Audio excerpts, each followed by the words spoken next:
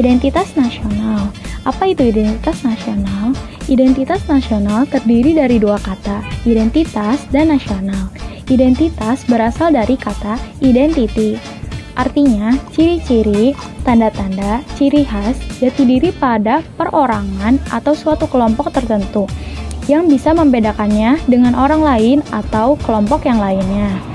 Sedangkan nasional artinya bersifat kebangsaan. Arti lainnya yaitu berkeenaan atau berasal dari bangsa sendiri, meliputi suatu bangsa. Dari pengertian di atas dapat diambil kesimpulan bahwa identitas nasional adalah manifestasi akan nilai-nilai budaya yang tumbuh dan berkembang dalam aspek kehidupan suatu bangsa dengan ciri khusus sehingga bangsa tersebut berbeda dengan bangsa lainnya.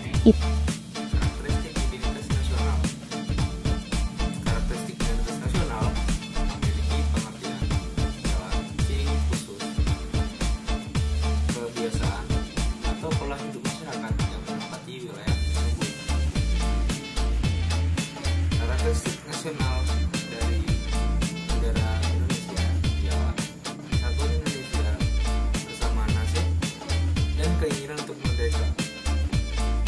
Lalu, unsur pembentuk identitas nasional. Selanjutnya ialah unsur pembentuk identitas nasional. Yang pertama, suku bangsa. Karena banyak sekali keanekaragaman suku bangsa di Indonesia, inilah yang nantinya menjadi pembentuk dari identitas nasional bangsa Indonesia. Yang kedua, agama. Di Indonesia banyak sekali jenis agama yang diperbolehkan dan tidak dilarang untuk dianut di Indonesia. Keanekaragaman Indonesia mengenai agama ini menjadi ciri khas bangsa Indonesia. Yang ketiga, seni dan kebudayaan. Terdapat banyak keberagaman seni dan kebudayaan yang ada di Indonesia secara harfiah membentuk identitas dari nasionalisme Indonesia. Unsur pembentuk identitas nasional yang terakhir yaitu bahasa. Bahasa sendiri merupakan salah satu unsur pembentuk identitas nasional, karena dengan bahasa, seseorang dapat melakukan komunikasi dengan yang lainnya. Proses berbangsa dan bernegara ini ada dua tahap. Yang pertama pada awal kemerdekaan, yang kedua pada masa sekarang. Pada awal kemerdekaan, para pejuang melawan penjajah dimulainya pada saat Sumpah Pemuda dikumandangkan ke seluruh Nusantara. Pada periode selanjutnya, BPUPKI yang menandakan hari kemerdekaan telah dipersiapkan dan puncaknya pada tanggal 17 Agustus 1945 yang mana menjadi hari kemerdekaan kita. Di sini saya akan menjelaskan faktor-faktor pendukung identitas negara. Dibagi menjadi dua, yaitu faktor subjektif, meliputi faktor historis, sosial, dan kebudayaan yang dimiliki bangsa Indonesia. Kemudian faktor objektif, meliputi faktor geografis, ekologis, dan demografis. Menurut Robert De Ventos, dikutip Manuel Castells dalam bukunya The Power of Identify, ada 4 faktor penting yang muncul identitas nasional suatu bangsa sebagai hasil interaksi historis. Pertama, faktor pendorong, faktor primer, faktor penarik, dan faktor reaktif. Faktor penting pembentuk identitas nasional adanya persamaan nasib, adanya keinginan bersama untuk merdeka, adanya kesatuan tempat tinggal, yang terakhir adanya cita-cita bersama untuk mencapai kemakmuran dan keadilan sebagai suatu bangsa.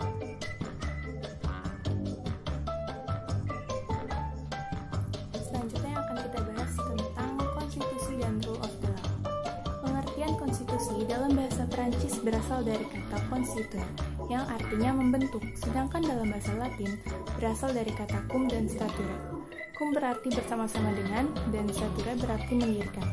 Dalam ilmu politik, constitution merupakan sesuatu yang mengatur secara mengikat cara-cara bagaimana pemerintahan diselenggarakan dalam suatu negara. Menurut Jimli Asidik, Guru Besar Hukum Tata Negara UI, konstitusi memiliki fungsi-fungsi sebagai berikut.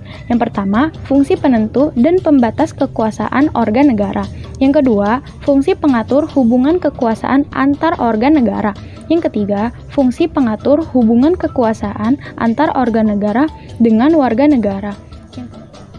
Yang keempat, fungsi pemberitaan sumber legitimasi terhadap kekuasaan negara ataupun kegiatan penyelenggaraan kekuasaan negara. Yang kelima, fungsi penyalur atau pengalih kewenangan dari sumber kekuasaan yang asli kepada organ negara. Yang keenam, fungsi sebagai sarana pengendalian masyarakat atau social control, baik dalam arti sempit, hanya di bidang sosial dan ekonomi. Fungsi ketujuh, sebagai sarana perekayasa dan pembaruan masyarakat atau social engineering atau social reform. Selanjutnya, hakikat dan fungsi konstitusi. Menurut Bagirmanan, hakikat dari konstitusi merupakan perwujudan paham tentang konstitusi atau konstitusionalisme, yaitu pembatasan terhadap kekuasaan pemerintah di satu pihak dan jaminan terhadap hak-hak warga negara maupun setiap penduduk pihak lain. Pada hakikatnya, konstitusi atau undang-undang dasar itu berisi 3 hal pokok, yaitu 1. Adanya jaminan terhadap hak-hak asasi manusia dan warga negaranya. Yang kedua, ditetapkannya susunan ketatanegaraan suatu negara yang bersifat fundamental. Yang ketiga, adanya pembagian dan pembatasan tugas ketatanegaraan yang juga bersifat fundamental.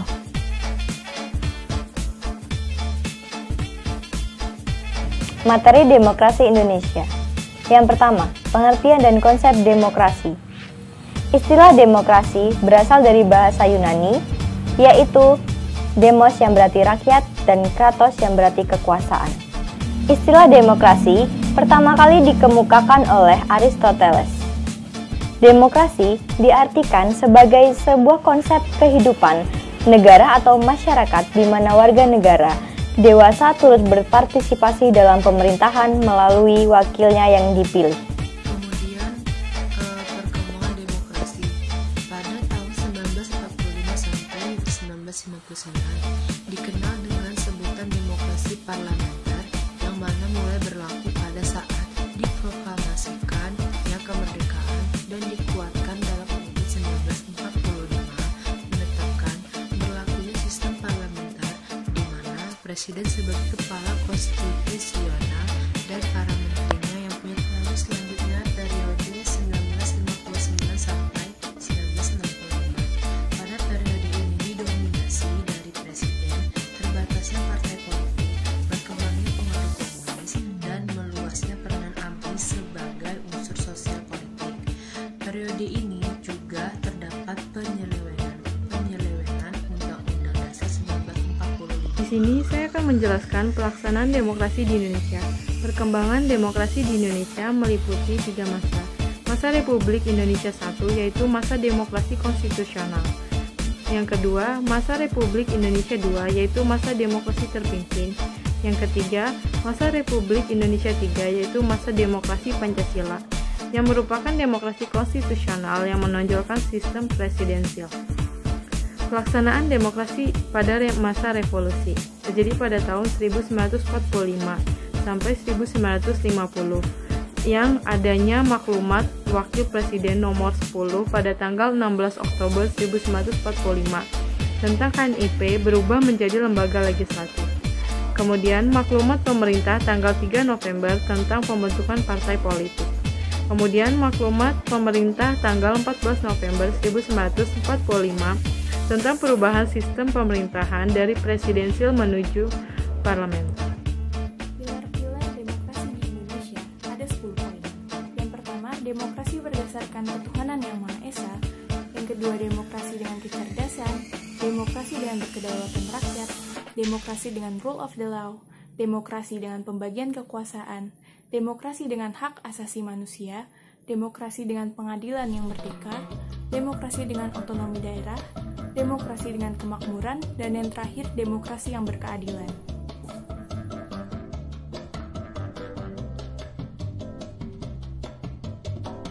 Di sini saya akan menjelaskan tentang hak asasi manusia atau HAM.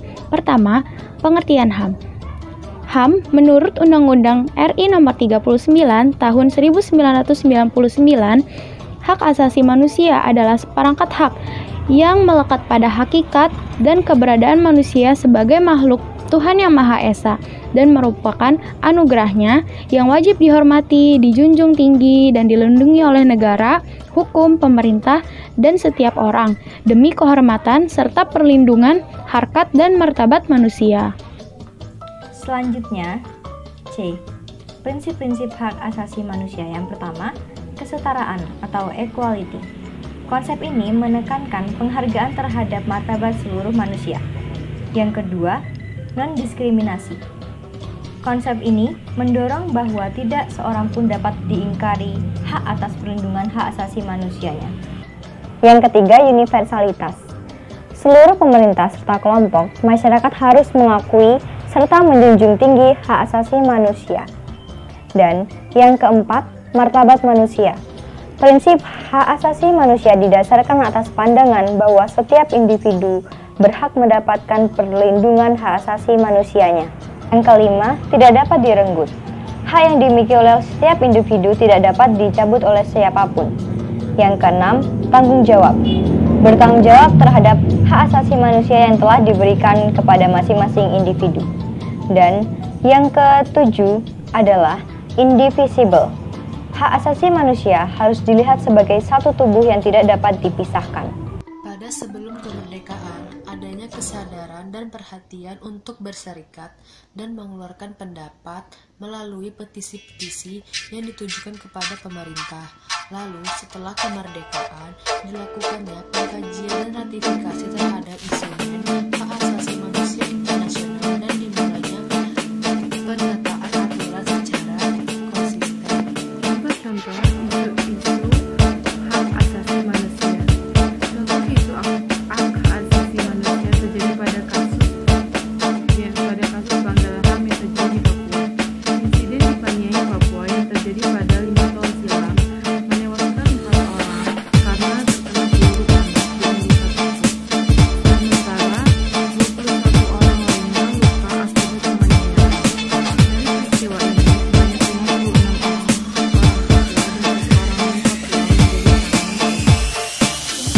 Pelanggaran hak asasi manusia berdasarkan Undang-Undang Republik Indonesia Nomor 26 Tahun 2000 tentang Pengadilan HAM ada 2 jenis pelanggaran HAM. Yang pertama, kejahatan genosida, dan yang kedua, kejahatan terhadap manusia.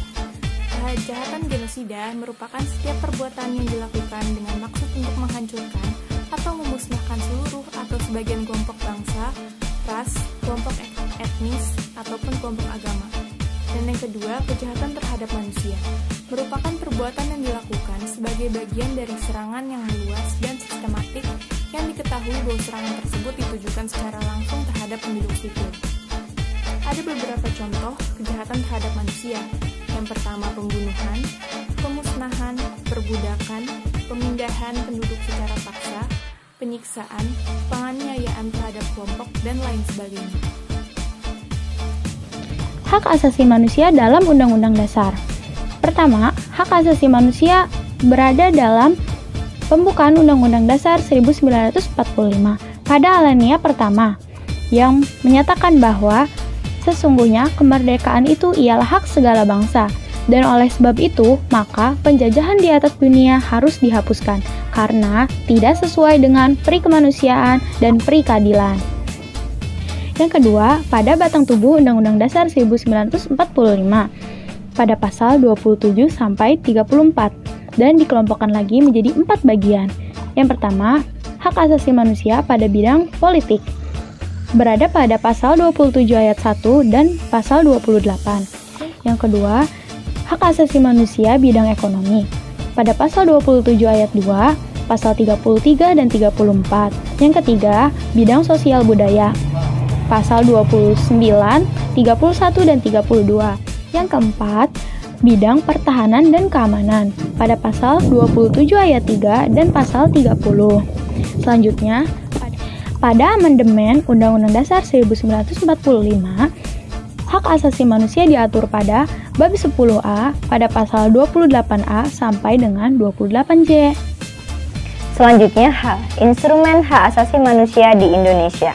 Instrumen hak asasi manusia di Indonesia biasanya berupa peraturan perundang-undangan yang meliputi Pancasila, pembukaan Undang-Undang Dasar 1945, Undang-Undang Dasar 1945 hasil amandemen, ketetapan Majelis Permusyawaratan Rakyat, misalnya ketetapan Majelis Permusyawaratan Rakyat nomor 17 mengenai pandangan sikap bangsa Indonesia terhadap hak asasi manusia.